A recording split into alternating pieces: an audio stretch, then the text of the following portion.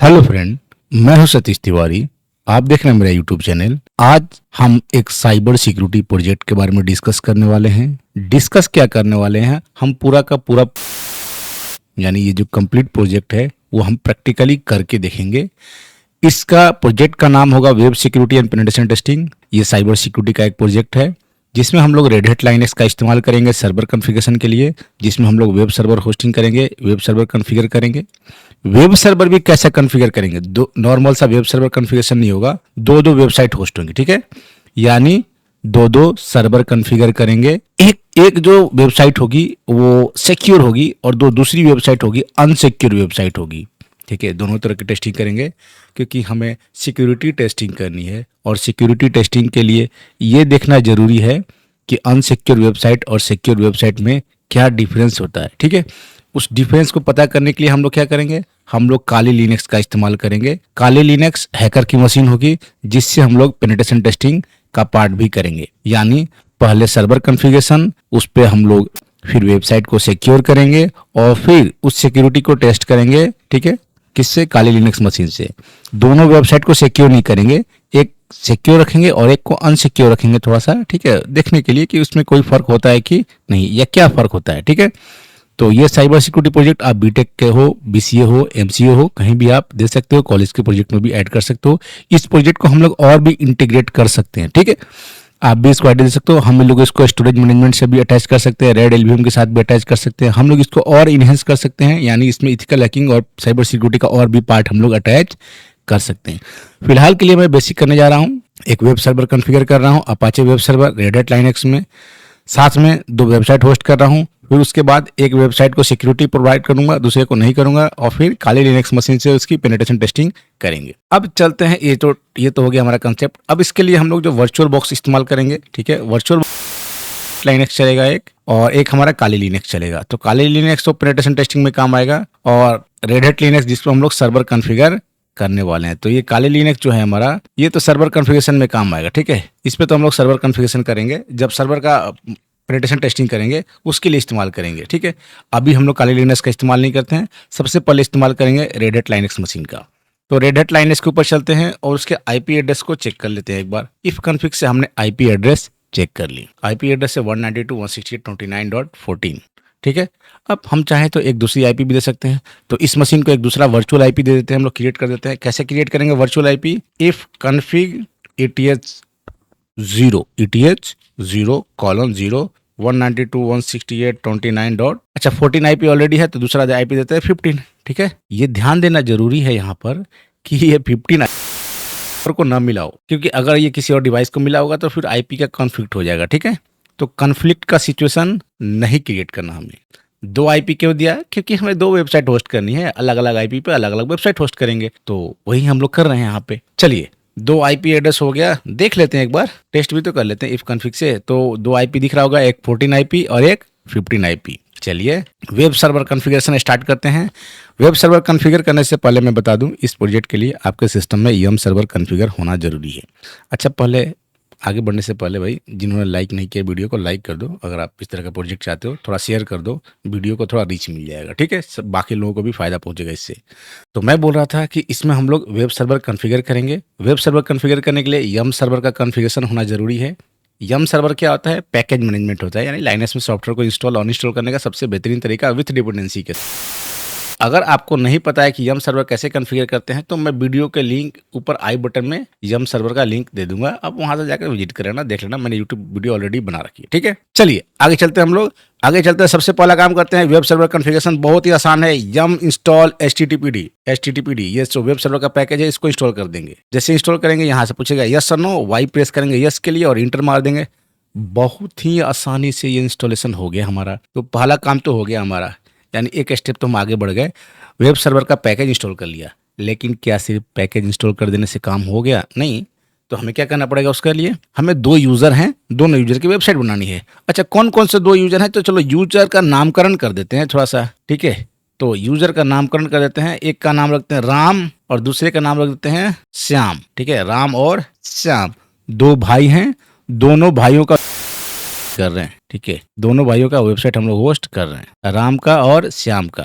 राम की वेबसाइट को सिक्योरिटी भी देंगे आगे चलकर, ठीक है। सिक्योरिटी राम की वेबसाइट को दे देंगे, श्याम को कोई सिक्योरिटी नहीं। चलिए आगे बढ़ते हैं। तो इसी के अनुसार हम लोग कॉन्फ़िगर करेंगे सब कुछ। तो cd var www.html ये जो वेब डायरेक्टरी होती है इसमें जाएंगे। इसमें दो फोल्डर बना देंगे क्योंकि दो यूजर है हमारे पास, एक है राम और दूसरा है श्याम। तो राम और श्याम दोनों ही भाइयों के लिए हमने दो अलग अलग फोल्डर बना दिए। राम फोल्डर के अंदर राम का वेबसाइट का डेटा रखेंगे और श्याम फोल्डर के अंदर श्याम के वेबसाइट का डेटा रखेंगे, ठीक है। तो चलिए चलते हैं राम फोल्डर के अंदर और जाकर पहले राम की वेबसाइट को डिजाइन करते हैं। नॉर्मल HTML में वेबसाइट डिजाइन कर रहा हूँ, तो राम की वेबसाइट का नाम भी देते हैं ram.html दे दिया, मान लो ram.html। हम इसमें हम लोग लिख देते हैं इंसर्ट मोड में जाकर सबसे पहले HTML, इसके बाद हम लोग देते हैं यहाँ पे टाइटल, ठीक है। टाइटल में कुछ देते हैं राम, ठीक है। टाइटल में देते हैं राम फ्रॉम इंडिया, ये टाइटल दे देते हैं और टाइटल को यहाँ पे हम क्लोज कर देते हैं। नीचे लिखते हैं बॉडी के अंदर H1 में दे देते हैं हम लोग, मान लो कुछ भी, this website belongs to Ram लिख देते हैं, ठीक है। This website belongs to Ram, H1 close कर दिए। H2 देना चाहो दे दो, आपकी मर्जी है, ये तो ऑप्शनल है, ठीक है। Ram is a good boy लिख देते हैं हम लोग। वो बच्चों में पढ़ाया जाता था ना हम लोग जब छोटे थे, तो Ram is a good boy पढ़ाया जाता था। आज वो सेंटेंस का हम लोग यूज कर लेते हैं क्योंकि ऐसे बहुत सारे सेंटेंस याद आते हैं, लेकिन जब मैं ये लाइन लिखने जाता हूँ ना तो वो सारे मैं पता नहीं सेंटेंस कहाँ से भूल जाता हूँ, ठीक है। ये H2 का सेंटेंस यहाँ पर नहीं रहेगा, ठीक है। तो सारे मैं पता नहीं लाइन्स भूल जाता हूँ, यही आ जाता है Ram is a good boy, और कुछ याद ही नहीं आ रहा है। चलो बॉडी को हम लोग क्लोज कर देते हैं। आप यहाँ पे कंटेंट में कुछ भी लिख सकते थे और यहाँ पे HTML को भी क्लोज कर दिया। एक वेबसाइट रेडी हो गई, ठीक है। तो ये राम की वेबसाइट थी, रेडी हो गई। अच्छा, राम की वेबसाइट का देख लिया आपने, ram.html कंटेंट आपको दिख गया। अब इसी को आप चाहो दूसरा जाएंगे cd करके, यहाँ cd स्पेस डॉट से बाहर आ जाएंगे और अब जाएंगे श्याम के डायरेक्टरी में, श्याम वाले फोल्डर में जाएंगे और श्याम वाले फोल्डर में जाकर क्या बनेंगे, vim श्याम.html नाम से फाइल बनाते हैं। जैसे राम का वेबसाइट का होम पेज का नाम रखा था हमने ram.html, उसी तरह से श्याम का रख देते हैं श्याम.html, ठीक है।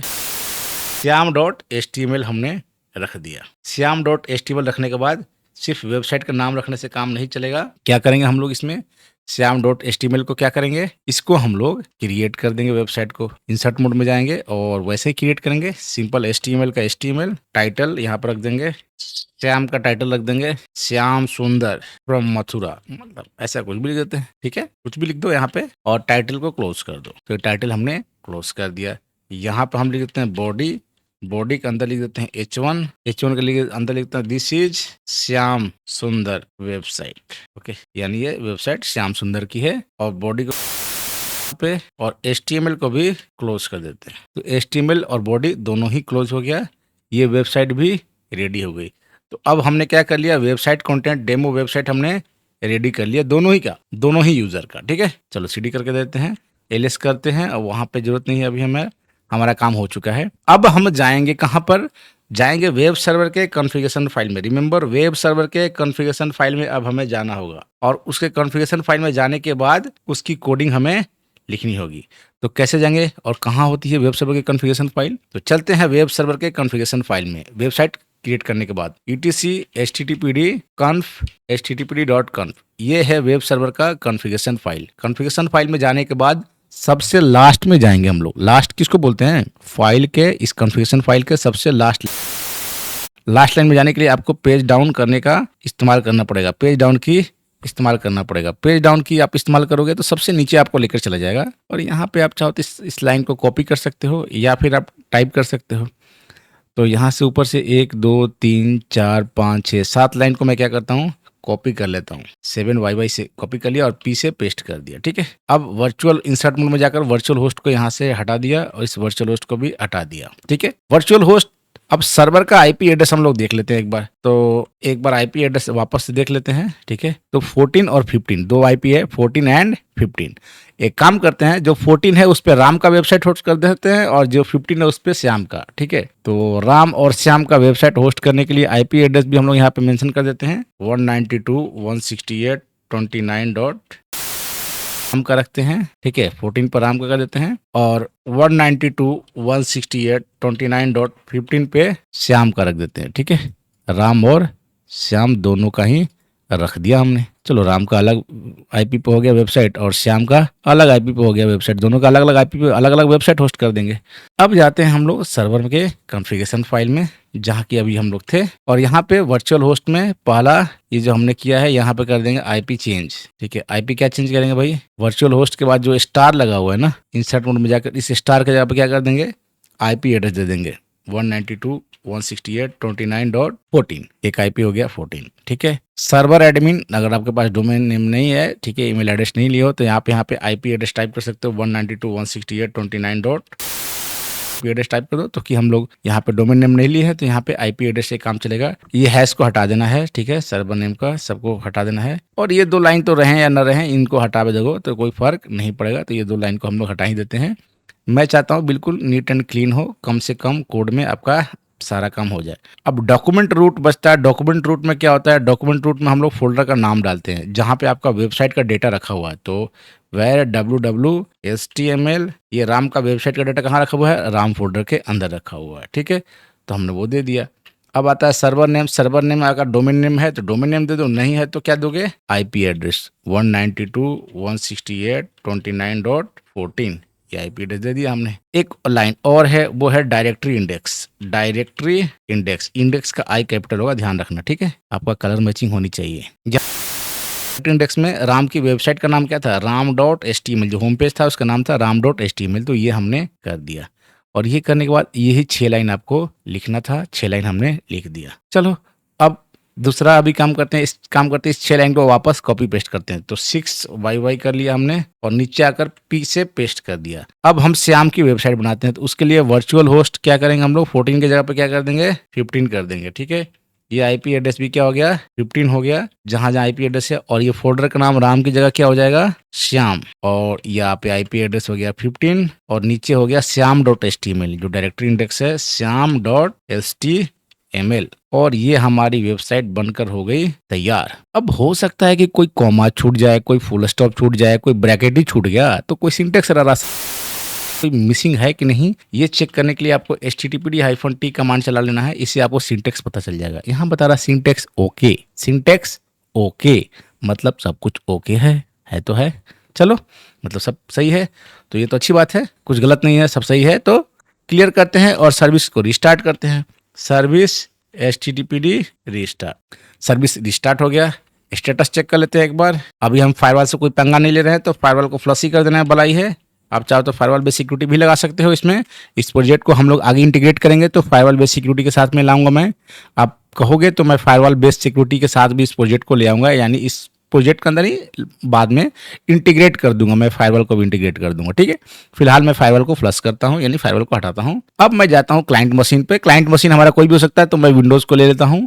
विंडोज़ मशीन में जाता हूं मैं, और विंडोज़ मशीन में जाकर मैं नए टैब में आईपी एड्रेस डालकर टेस्ट कर लेता हूं।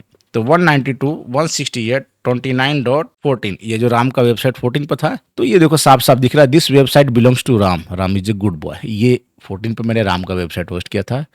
मैं जाता हूँ दूसरे आईपी पे 192.168.29.15। ठीक है, यहाँ पे दिख रहा है दिस इज श्याम सुंदर वेबसाइट। तो ये दोनों ही वेबसाइट चल रही है, 14 और 15 दोनों ही वेबसाइट चल रही है, और दोनों मस्त मक्खन चल रही है। ठीक है, ऑपरेटिंग सिस्टम एक ही है, सिस्टम हमारा एक ही है, मशीन हमारा एक ही है, आईपी एड्रेस दो हो गया। ठीक है, और दोनों वेबसाइट पर अलग अलग आईपी, अलग अलग वेबसाइट होस्टेड हो गए, अलग अलग वेबसाइट खोल रहे हैं। उसको बोलते हैं virtual hosting, IP based virtual hosting. ठीक है, इस तरह के होस्टिंग को क्या बोलते हैं, आईपी बेस्ड वर्चुअल होस्टिंग। मतलब एक ही मशीन पे मल्टीपल वर्चुअल आईपी देकर आप उस पर अलग अलग वेबसाइट को रन करा सकते हो।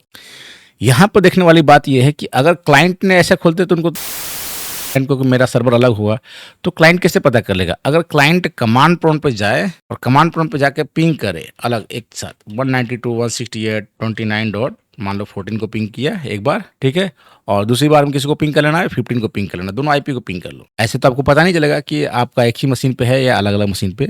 और यहाँ पे आप ARP-A कमांड चला दो, एड्रेस रेजोल्यूशन प्रोटोकॉल। तो आप ध्यान से देखो 14 और 15 आईपी दोनों का मैक एड्रेस क्या है, मैक एड्रेस देखो, दोनों का फिजिकल एड्रेस सेम है। तो अगर किसी डिवाइस का फिजिकल एड्रेस सेम है, इसका मतलब both IP belongs to same machine, दोनों ही आईपी एक ही मशीन के हैं, यानी आप दोनों का जो वेबसाइट है ना वो सेम मशीन पे, एक ही मशीन पे रखा हुआ है। ठीक है, यहाँ तक क्लियर हुआ। तो अभी हमारा कहाँ तक क्लियर हो गया कि हमारी दोनों वेबसाइट रनिंग कंडीशन में है, मस्त मक्खन चल रही है। ठीक है, लेकिन अभी हमने किसी में सिक्योरिटी नहीं लगाया है। अब हम सिक्योरिटी लगाने जा रहे हैं राम के वेबसाइट में।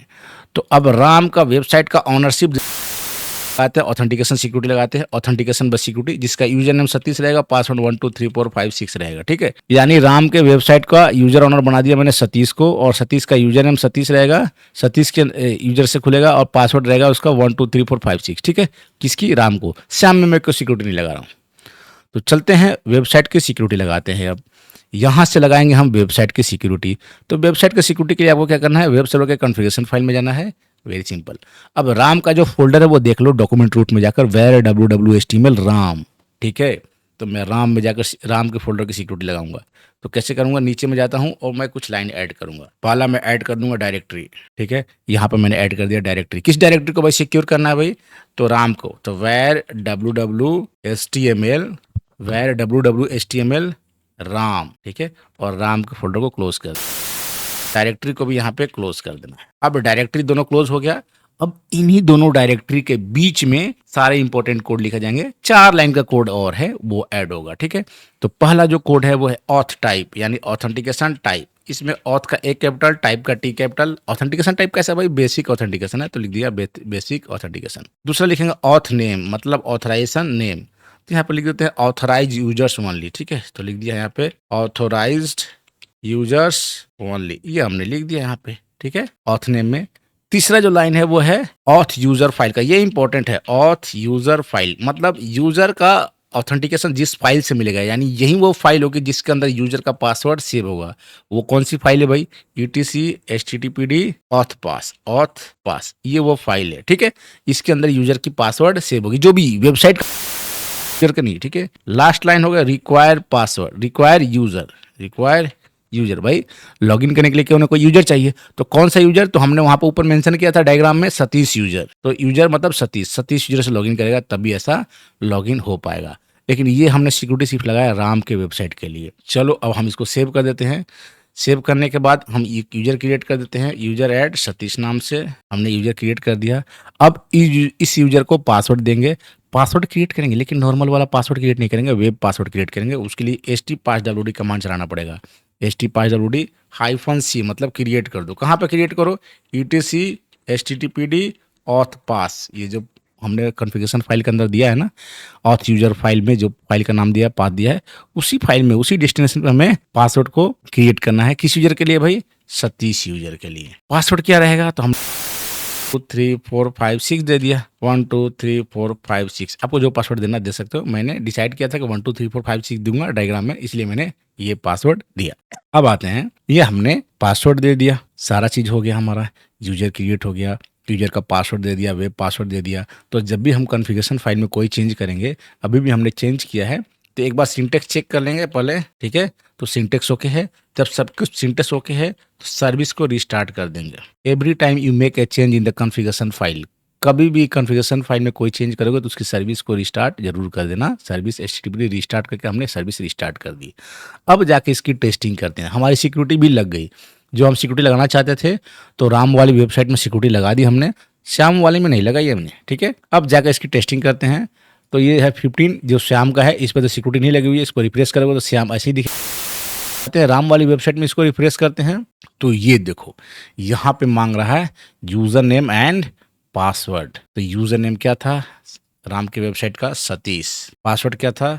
1 2 3 4 5 6 हमने दिया, और यहाँ पे हमारा अब जाकर वेबसाइट खुला। तो हमने वेबसाइट पे सिक्योरिटी भी लगा दी। अब आते हैं, अब बारी आती है पेनिट्रेशन टेस्टिंग की। अब हम बारी बारी से टेस्टिंग करने वाले हैं। भाई क्या टेस्टिंग करने वाले हैं? तो टेस्टिंग ये करने वाले हैं कि एक काली लाइनक्स मशीन से इस पे भी अटैक करेंगे, यानी 15 वाला आईपी पे भी अटैक करेंगे, श्याम के सिस्टम पे, और राम पे भी, यानी 14 वाले आईपी पे भी, इस पे भी अटैक करेंगे। एक सिक्योर है, एक सिक्योर नहीं है, दोनों में कोई अंतर दिखता है नहीं दिखता है, टेस्टिंग करके देखते हैं। तो आते हैं अब काली लिनक्स मशीन के ऊपर, चलते हैं काली लिनक्स मशीन। इसका काम हमारा स्टार्ट हो जाएगा। काली मशीन को स्टार्ट कर लेते हैं। यहाँ से टर्मिनल को ओपन कर लेंगे। ओपन करने के बाद हम करेंगे अटैक। ठीक है, तो एक एक करके हम लोग अटैक करेंगे और उस अटैक में हम लोग देखेंगे क्या क्या काम करता है, क्या क्या काम नहीं करता है, कैसे काम करता है। हम लोग अब करने वाले हैं nmap यूज़ करके पेनिट्रेशन टेस्टिंग का टेस्टिंग करने वाले हैं सर्वर पर चलाकर। तो सबसे पहले क्या चलाएंगे, sudo nmap dash dash script dash dash script http title and यहाँ पे चलाएंगे http dash title space IP address, okay, space IP address. तो जो भी हमारा IP एड्रेस है वो IP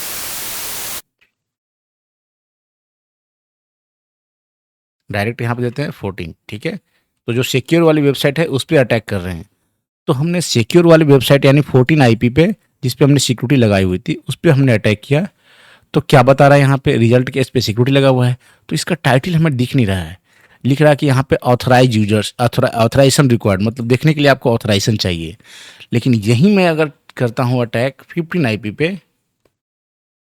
तो आपको यहाँ पे दिख जाएगा, यहाँ पे HTTP टाइटल यहाँ पे दिखा दे रहा है। क्या दिखा रहा है, श्याम सुंदर फ्रॉम मथुरा, इसका इन्फॉर्मेशन दे दिया। लेकिन राम वाले का इन्फॉर्मेशन नहीं दिया, क्योंकि राम वाले वेबसाइट पे क्या लगा हुआ है, ऑथराइजेशन लगा, ऑथेंटिकेशन लगा हुआ है, सिक्योरिटी लगा हुआ है।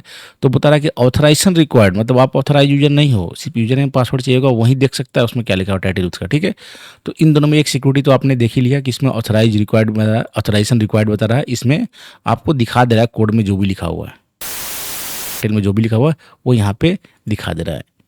ठीक है, अब इसमें होता है एक्सप्लॉयटेशन चेक करने के लिए।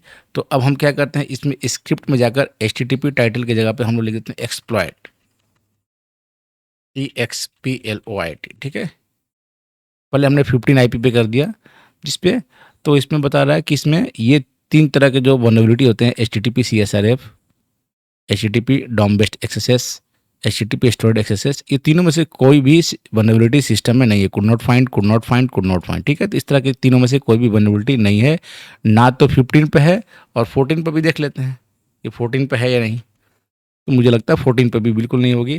तो 14 और 15 दोनों में वैसे किसी पे भी ये वाले तीनों वल्नरेबिलिटीज नहीं है, पॉपुलर वल्नरेबिलिटीज है ये तीनों, ये नहीं है। अच्छा, उस मशीन पे और कौन कौन सी सर्विस चल रही है इसको देखना आपको, तो आप यहाँ पे स्क्रिप्ट के आगे लगा दो फुजर।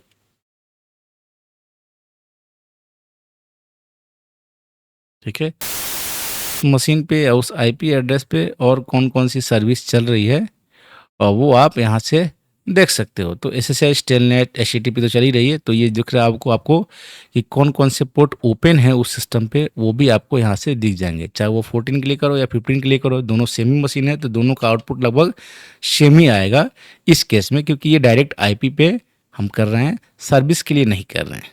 ठीक है, तो इस तरह से एक बेसिक टेस्टिंग हमने किया। इसमें और कुछ भी हम लोग इन्वेस्टिगेट कर सकते हैं, इसमें हम लोग फायरवॉल को इंटीग्रेट कर सकते हैं, पेनिट्रेशन टेस्टिंग के और भी बग को हम लोग इसमें फाइंड आउट कर सकते हैं। तो अगर आपको इसके आगे भी चाहिए प्रोजेक्ट में तो आप लोग कमेंट सेक्शन में बताइए, और क्या क्या इंटीग्रेट करना चाहते हो आप मुझे, तो आप कमेंट सेक्शन के थ्रू बताओ, मैं उसको प्रोजेक्ट में इंटीग्रेट कर दूंगा और प्रोजेक्ट को और भी बड़ा और भी इंटरेस्टिंग बनाने की कोशिश करूँगा। So thank you for watching. Video पसंद आए तो लाइक कर देना, दोस्तों के साथ शेयर इसमें डाल दोगे, अच्छी बात होगी, थोड़ी इसको व्यूज मिल जाएंगे। Thank you.